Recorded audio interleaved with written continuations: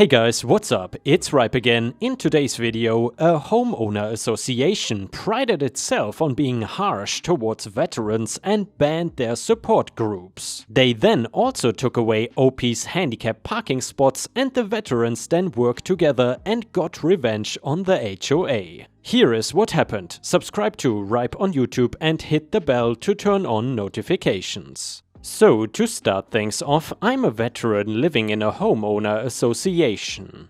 My story starts like this. It was a bleak Tuesday afternoon when I drove home through thunder and rain to find my allocated parking space conveniently situated beside my apartment block because of my disability. However, it was now coned off with signs of demolition/works in progress. The only free spot was across the bay, and even on a clear day this would be a tough walk, making it much more difficult with the rain. What started as a slow walk then ended in a crawl as I spent the next hour getting into my apartment, falling several times and collapsing in exhaustion afterwards and catching a cold. I spent the next few days in bed while curious and worried neighbors checked in on me and brought me groceries. With their help I recovered, but not soon enough to stop the roadworks as I stepped outside to notice a lane where my spot had been. When I questioned it with the HOA, they said they would pass on my query to the president and get back to me soon. 10 days later I got another call with what feels like a prepared statement. Dear resident, we apologize for the inconvenience, but the parking slots at Rosewood Avenue have been reduced to make way for a new fire lane, to ensure the safety of our residents in the event of a fire, and as such please park in the other available slots from now on. Sincerely, HOA President. I felt betrayed, I felt angry. Did they seriously just remove the block's only disabled slot for the fire service? They could have changed any slots into that lane or even added it around the back when it wasn't in anyone's way. And well, I went about my day and headed to the community center for the veteran support group to find most of the members sitting in the park outside instead. The doors were locked and a note posted said that the group was banned from further meetings due to noise complaints signed by the HOA. So first my parking spot, then banning our support group, and later on I heard in the news that they were giving fines to residents that displayed military and veteran support flags. This ranged from public meetings to their private driveways, and despite the consequences a few of us got together to talk about the problems, remembering that the HOA recently elected a new president called Mrs. Mallory Smith, which was at the end of last month, who announced some striking changes. Whether they could be a helping hand or the source of the misfortune, I wrote them another letter directly to find out. 2 nights later, I get a call from the president, which I was initially relieved for. Mrs. Smith went on to say that during her first month of tenure, she was called on to make the town safer, which warranted the need to expand roads for emergency services. Despite listing off all the other odd and horrible things happening to the veterans around town, she assured me there was nothing to worry about and everything would be back to normal soon. 2 weeks later, the restrictions seemed to tighten rather than ease up, so I decided to do a little more digging into her excuses, meeting a friend at the fire station that claimed he nor his team ever made such a request to the HOA and more roads were not necessary. He was sympathetic to my concerns and said he would call the HOA himself to chase them up on it. What came later was an angry phone call from Mrs. Smith and new fines in my mailbox marked as violation of public rights, which they explained was because I decided to take a look into the matter myself and I was warned off doing so again. Initially, I tried to keep the conversation calm, remaining calm despite the tense situation like my years in the field had trained me to do, but now I would wish anything to be back in battle than talk to anyone on the HOA anymore. With seemingly little to lose that they hadn't already taken, I decided to press the issue a little bit until she reluctantly and haphazardly admitted in anger that she had taken my parking space because she did not deem me disabled enough to need one. Mrs. Smith must have realized her mistake when the conversation halted from my stunned silence and she quickly hung up the phone. When I arrived at the park the same evening for the support group, I found a pair of community police officers scattering a senior crowd, no doubt the work of the HOA, trying to split us up again. Life started to feel like a resistance movement or covert operation, with the ruling body of the town against us and watching our every move. We met in secret and made our plans for a counterattack. With little chance of appealing to the HOA directly or clearing the outstanding fines, we decided to try and appeal for more public support on social media before we were overwhelmed with abuse or debt from the HOA, and even if doing so would likely have other consequences. Overnight we went semi-viral for small town standards and were met with overwhelming support for our veterans, as well as a lot of backlash against the local HOA and Mrs. Smith in particular, who quickly released their own statement to try and discredit us, saying that our claims are unjustified and that only unused parking spots were demolished for the fire lane. The next few days saw our little town split like a civil war between support for the veterans and support for the HOA, with neither side looking to back down, but as the fines and allegations continued to pile up against us, we had no choice but to take the matter to higher authorities. I filed a claim to sue the HOA for their mistreatment, citing the evidence we had previously collected from letters, phone calls, and my friend at the fire service. The total of the lawsuit we were aiming for was what we had collectively received in fines from the HOA since their mistreatment began. It seemed only fair at the time that they should get back what they give. On top of that, the costs of the court were high, but the veterans pooled together to help pay the charges, and we even saw small donations from our supporters towards the cause as well. The process took months and a number of trials at court, pitting us, the underdog, against the big lawyers hired by the HOA in a similar to a David versus Goliath scenario. As time went on, my hope for victory dwindled, and in my darkest moments I considered rescinding the lawsuit to save myself the costs and the shame, but I pulled through by group support and the eagerness to see Mrs. Smith bitterly announce defeat. On its 8th week, the judge and jury were able to reach a unanimous verdict siding with the veterans with a full payout. Mrs. Smith resigned from the HOA after a public apology to the harm she had caused the local veterans during her brief service, and riding the wave of enthusiasm, I was nominated to take over the position.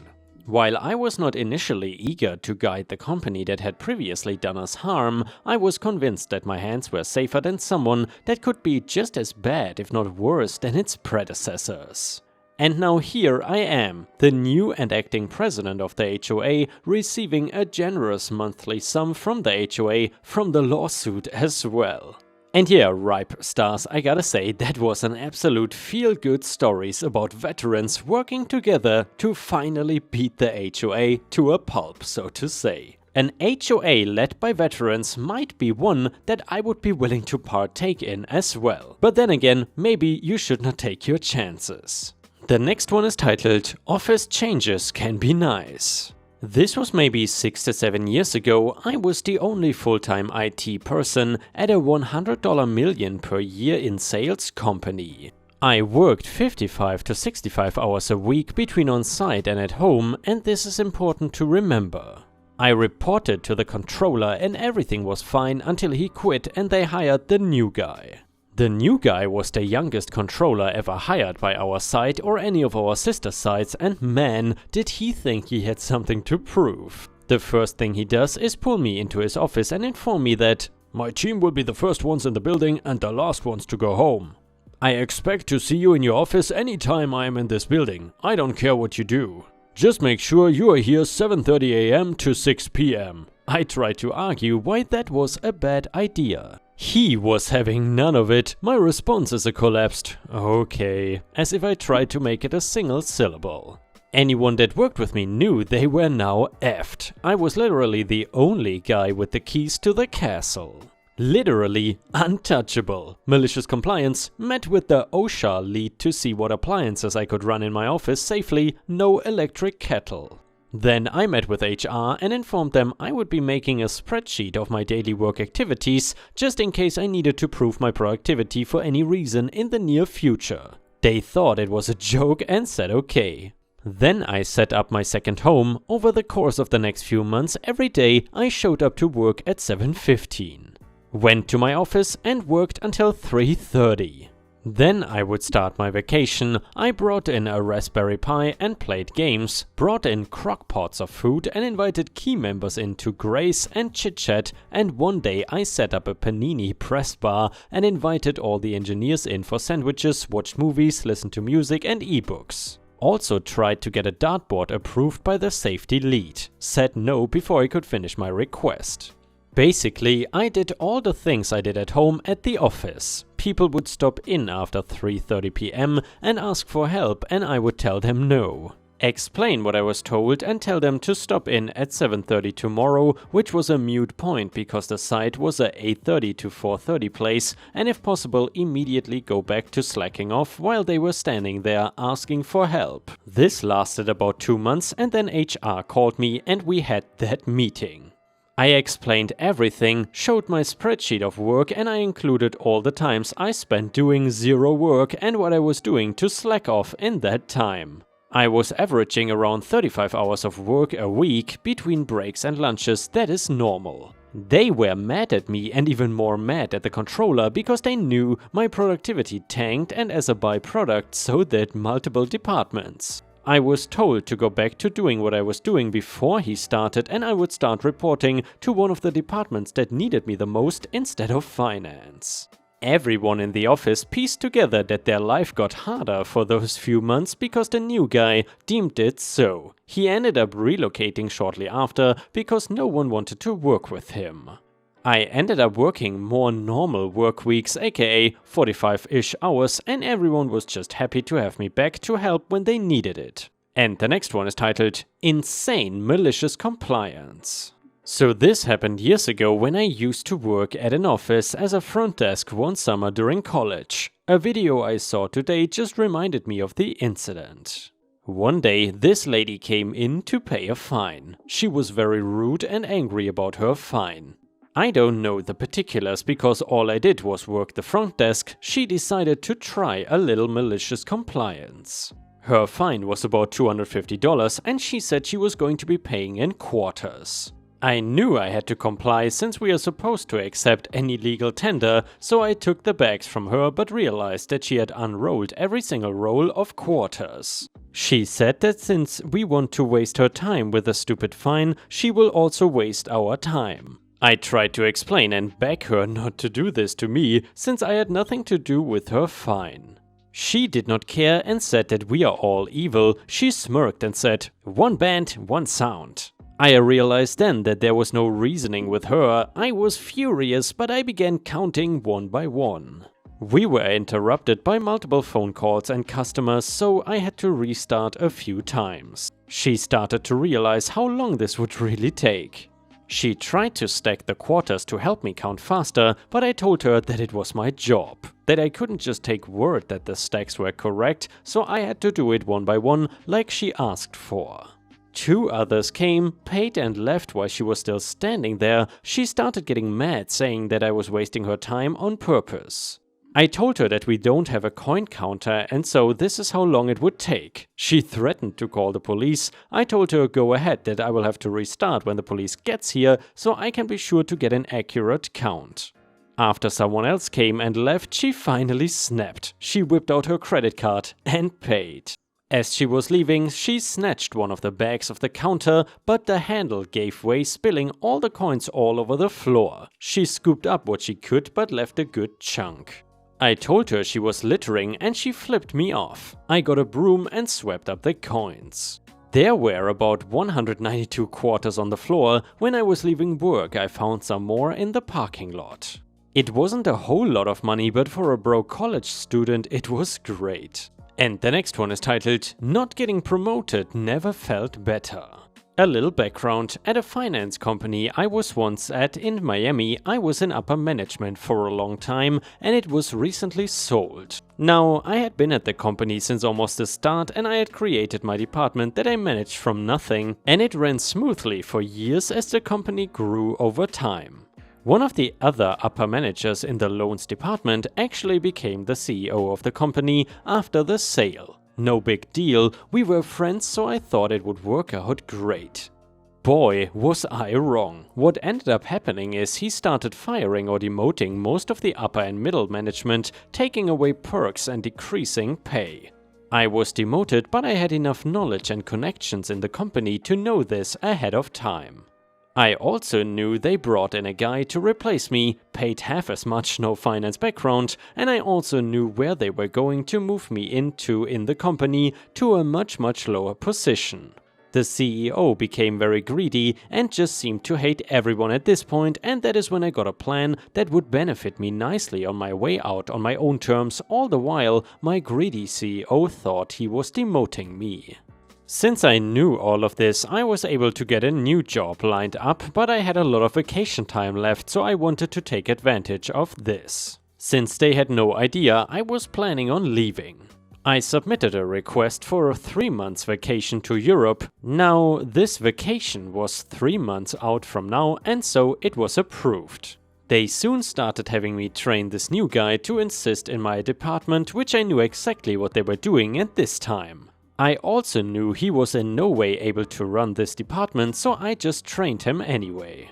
I could have said something about him not being qualified, but I'm sure my jerk of CEO knew what he was doing, right? Well, this new guy was not able to grasp or really understand what I did. The performance of my department slipped dramatically, as my department was a giant mess with this guy trying to run it and me basically taking a backseat for laughs. Fast forward about 2 months later, 1 month until my vacation, next they moved into a new department. I hated it, but I knew if I played dumb and said I needed training, even though I knew what to do, I would get trained and have to do little actual work. That meant shadowing another guy all day and really not doing much work myself at all.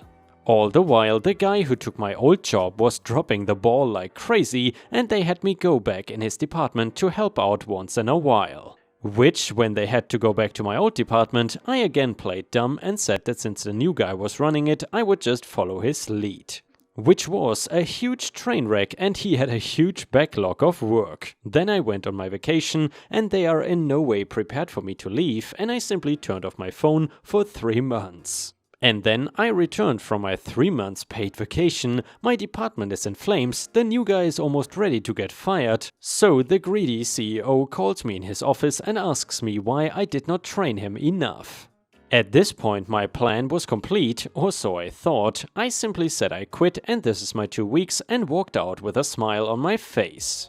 I still showed up for work the next day for my last 2 weeks, but greedy CEO says I can just go. No problem, I leave and head home.